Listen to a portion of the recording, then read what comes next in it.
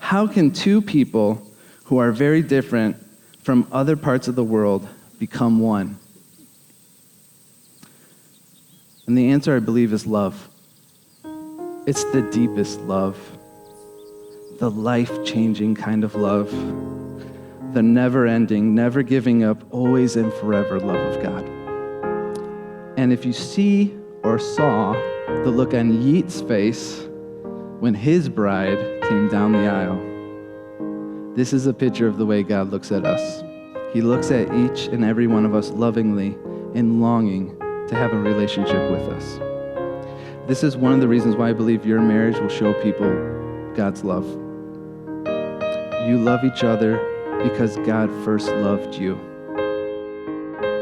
My dear Leah, when we first met, I never imagined this day would come.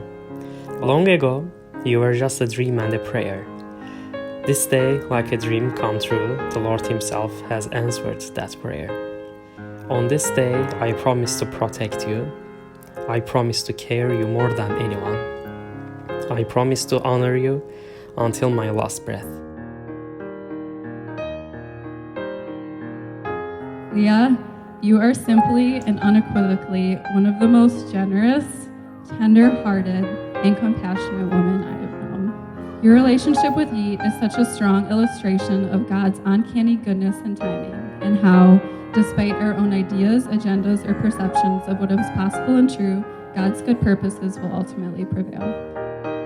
Yigit, in the presence of God, our family, and friends, I take you today as my husband.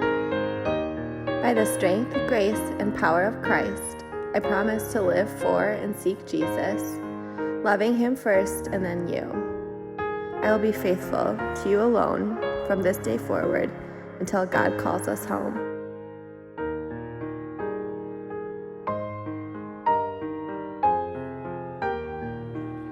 Because truly, as we know, the call to sacrifice for your wife, the call to lay down your life for another person is the most courageous thing you could possibly do.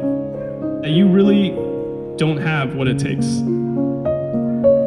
And I mean that in the best way possible.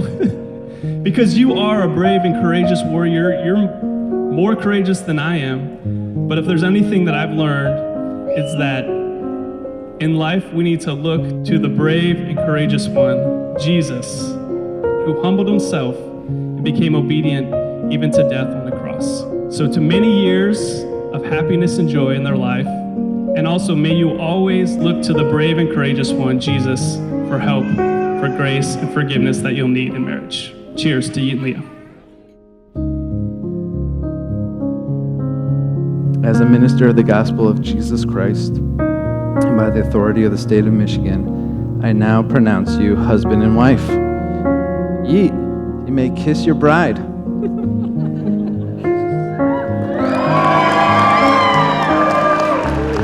It is my great pleasure and honor to present to you for the very first time Mr. and Mrs. Yigit and Lea Esen.